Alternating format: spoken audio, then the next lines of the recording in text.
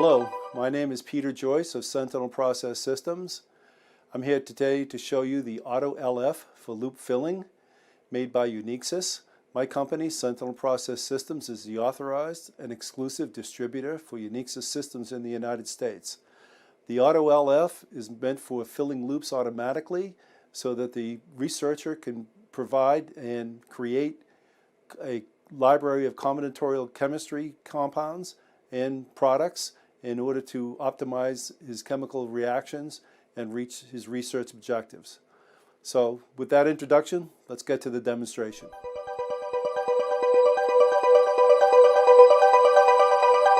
The Uniqsis system enables a researcher to fill loops with reagents, and those reagents then are fed in whatever combination you want into a flow reactor and then collected in a fraction collector. This particular system that we're showing today can use up to 28 different reagents through this sampling system and fill these sample loops. So let me go through the hardware first, and then I'll show you the laptop and what that has and how they all interact. Okay, the first thing that we have is a syringe pump back in the back here by Verity. Syringe pump is usually to move the materials back and forth from the reagents into the sample loops. We'll get into that in a second. The auto sampler, which consists of the sampling rack and the Z-arm. The Z-arm has a needle on it that actually pulls the reagents out of the sample vials, and then through a series of three-way valves on the front directs the flows of the various samples to the correct sample loop. Now we have two sample loops here today from Uniqsis on their FlowSyn. We could have two more sample loops if we wanted, if we had a binary pump module, and that would allow you to fill up to 4 sample loops. So you could have 28 reagents, 4 sample loops, and also today, for purposes of demonstration, the sample loops are clear plastic, so you can see them being filled with a colored liquid, and also a clear 2 ml reactor. And coming back now to the laptop, which is, as I said, this is your programming module, obviously data acquisition.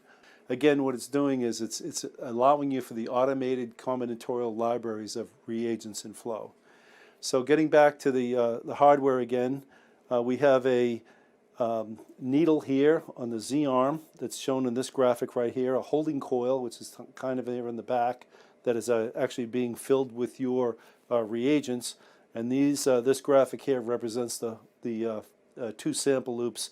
As I said, you could have up to 4. So anyway, the basic idea here is the syringe pump pulls solvent out of the reservoir, builds up enough volume so we can then continue to pull material with the switching of valves through the needle of the reagent to fill the holding coil with your reagent, so that you have both the volume to push with and your reagent in the holding coil, and then the syringe reverses and pushes that material through the series of 3-way valves into the sample loops. Once the sample loops are all set up and ready to go, through the flow control software that Uniqsis has, you're already pre-programmed the residence times, the temperatures, reactant ratios, molarities, all the other things that you want in terms of being able to do your reaction here in a simple holding coil, but Uniqsis has many more reacting coils, temperatures. You can go from minus 80 degrees C up to 200 C and up to 300 bar with one of their systems if you needed to, in conditions. Okay, I'm going to go through relatively quickly what's available to you in manual mode in the Auto LF. Manual mode meaning you're setting up your system, getting familiar with it, making sure that it's running the way you want it to before you set it off on its merry way to do your 100 combinatorial reactions. So over here is a screen that shows the pumps. You can run the pumps at different volumes, at different volumetric flow rates. There's also another part of the screen for the reactors, meaning that if you have additional reactors you want to set temperatures up in advance, you'd be able to do that. Over here in the upper right hand corner is ALF for automatic loop filling configuration. So here's where it gets more technically with the Auto LF. So the syringe size and volume, how much volume you're going to use per syringe push, the volume of your holding coil, dead volumes that you need. There's also on the other side for priming, washing, how much you want to prime volume, prime strokes, pre-wash volume, a lot of other conditions here that you can set in order to configure the system the way you want to.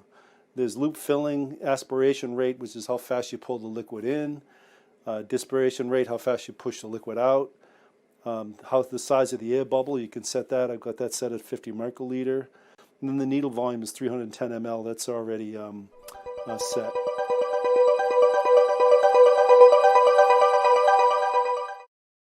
All right, so now what we're going to show you is how simple it is just to fill the sample loop under manual mode. So this is the screen that we're looking at before. It's got a bunch of attributes in it for loading the different loops and also washing the loops as well. And we'll wash in a few minutes.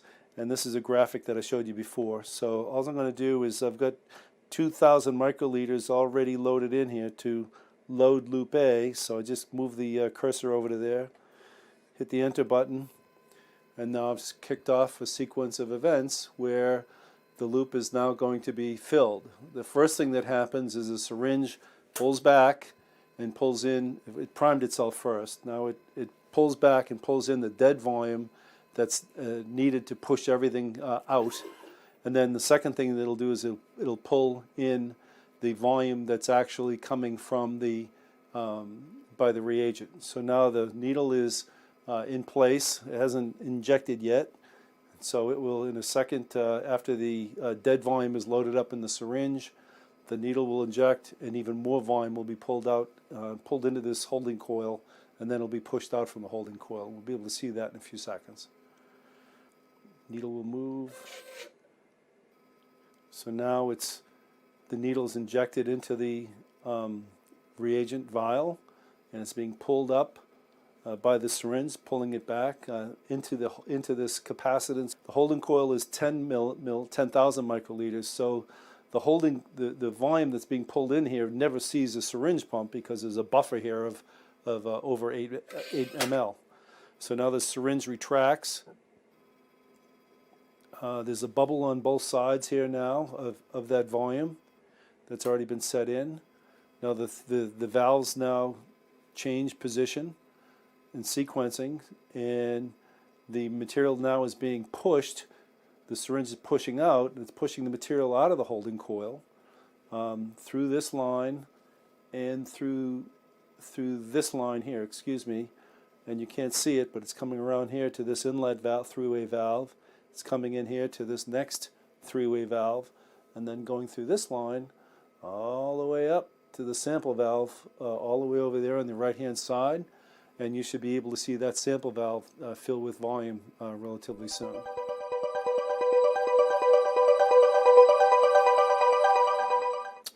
Okay, now what we're going to do is run a series of automated experiments. I'm going to show you how that's set up and actually run now that you've seen the basic components of the hardware. So I've already loaded some of the parameters in here already. So I'm going to load an existing program that I've already run before. Just hit select, and what pops up is a graphic that shows the basic configuration for all of your experiments. The system recognizes the pumps, the syringe pumps, if you see these green dots up here, and all the other combinations that you have. And these are the two reactors coming from two pumps.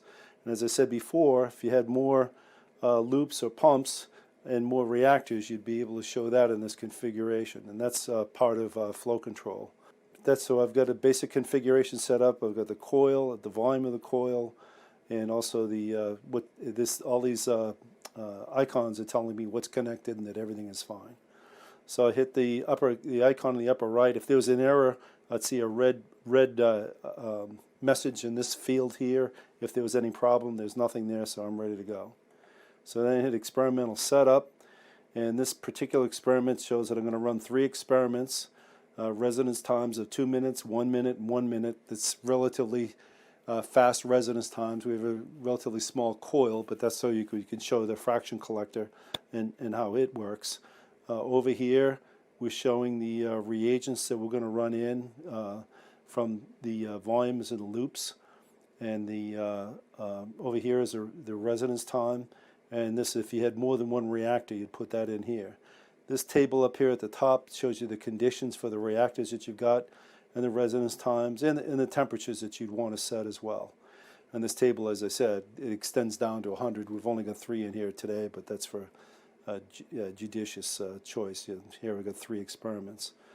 Fraction collectors, we're not using the flow UV, but we could use a UV that goes along with this system in order to detect wavelengths of different products coming out, and then signal the fraction collector collect the material that the UV says is coming through.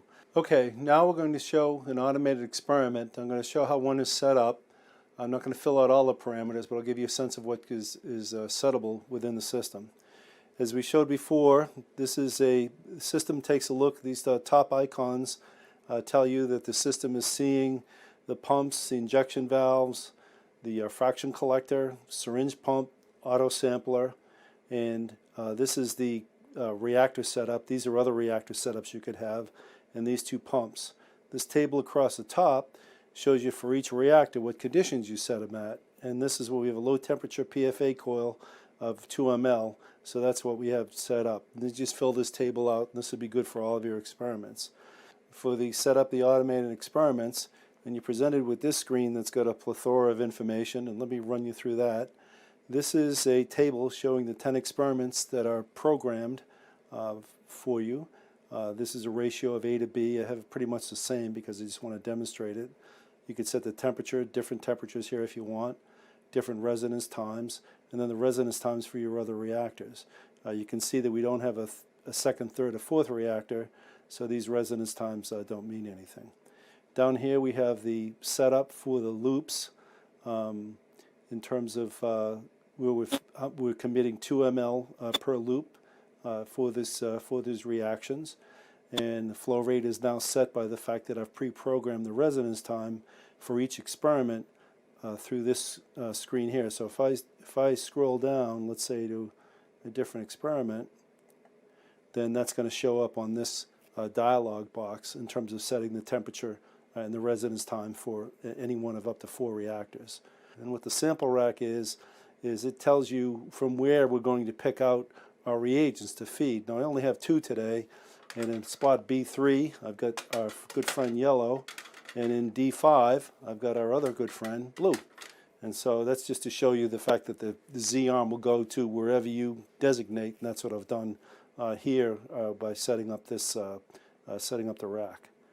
So anyway, we're all set there, so I can go hit the continue button. And then what I get is a screen that shows what reagents now that I've committed to which experiment. And again, this is all yellow and blue that I've set up. So now it wants me to give it a file name, and it'll pick up the file name of the previous experiment plus put a new timestamp on it, and this is where your data is going to be collected. So now I get a pop-up box saying that the experiment settings was saved correctly. Hit continue. My hardware test says I'm okay, so I can start the experiment. But before that, I'm going to make one more check for the loop, make sure everything's okay. So I've got to home the syringe. So I'll do that, and the syringe is just going to just re-zero itself, if you will. And I'm going to go over here and hit start experiment. But another pop-up box says, did you prime the syringe? I have done that previously, so I don't have to do that again. So the syringe is primed. I hit yes, and now the experiments will start.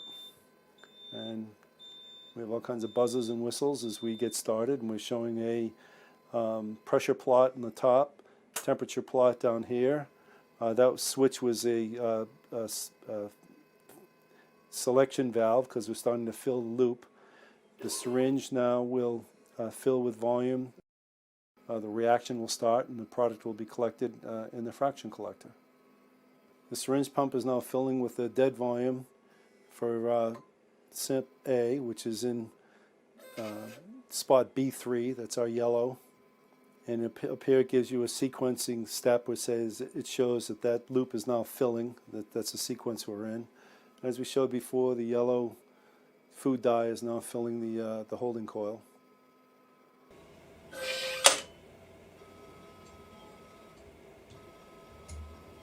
So just like before, the syringe puts another air bubble on both sides of the fill. The syringe pump valves now reverse. Instead of pulling the liquid out of the reagent, it's now going to push it into the far sample loop. So we'll get yellow food dye in that far loop over there. You can see the fluid is being pushed out through here, through our yellow line, and the dead volume that's behind the syringe now is pushing the residual amount of material through our connecting tubing. I'm sorry that the tubing is a little bit confusing, but what that gives you is gives you the modularity of putting in different reactors, different systems, enables you different conditions, and also, quite frankly, troubleshoot the system as well if there's a plug or another issue. So up here we're still filling loop A. So now the syringe is going to wash itself before it picks up reagent B.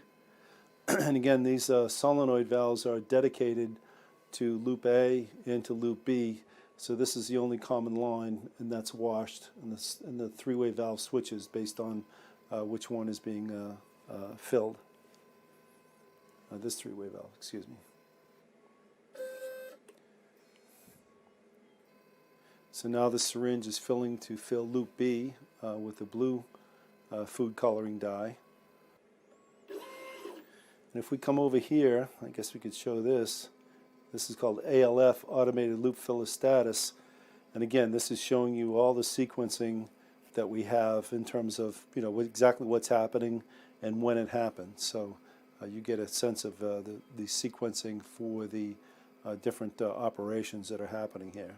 The needle is now in the blue food dye, and it's being pulled up again into the holding coil. The bubble, 50 microliter bubble, is ahead of it here, and pull up exactly 2 mLs that we've got programmed in. And that takes a few seconds in order to do that.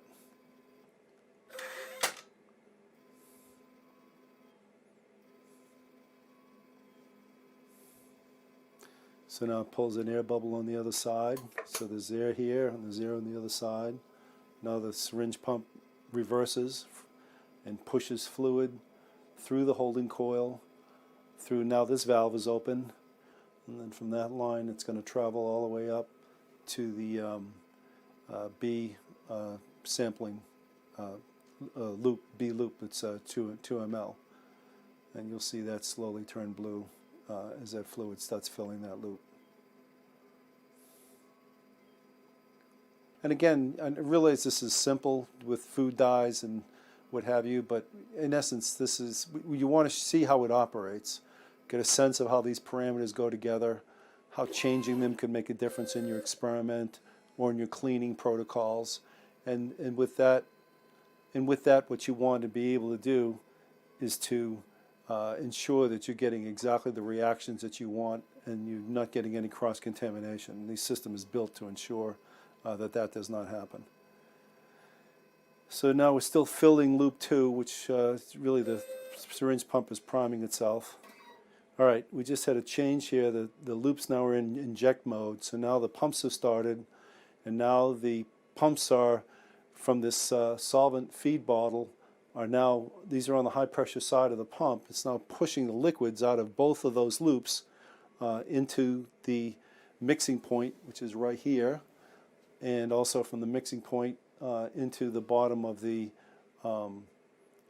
reactor coil, the 2 ml PFA reactor coil. So now what we're waiting for is the fluid, it's a 2 ml coil, but we've got 4 ml of reagent. We're waiting for all of that to go through the coil before it goes to the fraction collector. The fraction collector starts to collect the material, and then we'll go into pre-collect mode, and the fraction collector arm will move. Yeah, I can see the coil now turning green. It's the lighting is a little bit strange, for there's a reflection there. But anyway, we're almost, the weighting is almost done at this progress bar. And what that means is that it would pre-collect. We're starting to collect some of the material that's diffusing forward through the plug into the collection vial. Almost there right now. So now the fraction collector has changed position, and now we're in pre-collect mode, which is also a parameter you can set, which is, I believe I have it set at about half ml, so that I make sure that we get, this is in this particular experiment, so we get absolutely everything. And now we're going to collect. So now we're collecting product, and as you can see, the green dye is now coming out of it's blue and yellow. Now the solvent has rinsed through all of the sample loops, so they've been dispersed, and now we're moving all of the reagents out through the coil into the sample collector. And again, this part of the reactor, FlowSyn, and the fraction collector is something that we've covered in other videos, and you can see how they operate. The purpose of this is to show you how the auto LF works. Now we're collecting an aliquot. This is, say, if you want to go to your GCMS, this can also be programmed in whatever volume you want to do that with. And then we've collected that 1/10 of an ml or 2/10 of an ml. What do you want? Now whatever you want. And that was right in almost the midpoint of the collection. So now we're collecting the rest of the material. Let's see. And down here we have a temperature remaining for this experiment is another 4.5 minutes. We'll probably speed that up a little bit, and then 40 minutes altogether to get all experiments that we had programmed. One thing I failed to mention, there was a screen up here showing this is pre-collect, and the yellow is a collection. So you can see the time scale on the bottom here, and the fact that that's going through these two vertical bars here when at what time we collected that aliquot. And with the valves, we'll go into a post-collect mode. These colors will change again, and then wash, and that'll be the end of this our particular experiment when we're done with the post-collect.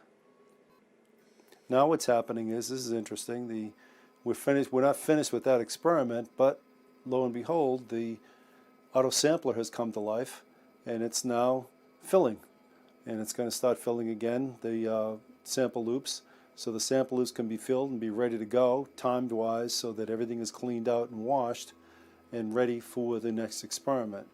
And as you see, we haven't done anything. We haven't pushed any buttons or nothing, and we have experiment number 2 that is now running. And not running, it's filling. Experiment number 1 is still running, excuse me. So you can see down here, this says experiment number 1, but we're filling for experiment number 2. And that's in essence the time saving of this. You're not waiting to fill sample loops after the first reaction is done. This is doing that for you automatically. And again, getting back to the fact that you got 28 reagents, up to 100 experiments. We're only showing one small 2 ml reactor. You could put 3 or 4 reactors in there, whatever sequence, whatever temperature you want. It doesn't have to be reactors. Could be quench steps, whatever matches up correctly with your chemistry. So now we're still on experiment 1 because we're still collecting, and that's shown down here. But you can see we're filling the loop for experiment number 2, and there's the bubble. So we're finished collecting now for experiment number 1, positions B3 and D5. So now the needle gets washed in between, and the intermediate piping gets washed, tubing gets in between. This all got grayed out because now we've switched over. We're officially in now experiment number 2, and you've got your product over here from experiment number 1 plus your aliquot, and you're ready to go. So now for experiment number 2, we're getting ready to fill loop B with the blue dye again. So anyway, that's really it. Summarize, this is an automated loop filling system meant for the serious researcher to build a combinatorial library of compounds It's automated. It's explicit and exact data acquisition. This particular set of racks allows you to use up to 28 reagents, but you could go higher than that, 44 or even 88 if you wanted to, and run up to 100 experiments at the same time. If you look at Uniqsis's breadth of the reactors that they have, these are not the only ones. There's gas addition modules. There's ones that run at low temperature, very high temperature, a photochemical reactor, and also one for packed columns and hydrogenations. Those can all be integrated with these systems and pre-programmed in a way to allow you to give you literally tens of thousands of different combinations of reactions that should enable you to quickly optimize your chemical reactions and reach your research objectives. Again, my name is Peter Joyce. I work for Sentinel Process Systems, located here in Hatboro, Pennsylvania, and we are the authorized distributor for Uniqsis in North America. Thank you very much, and we'll see you next time.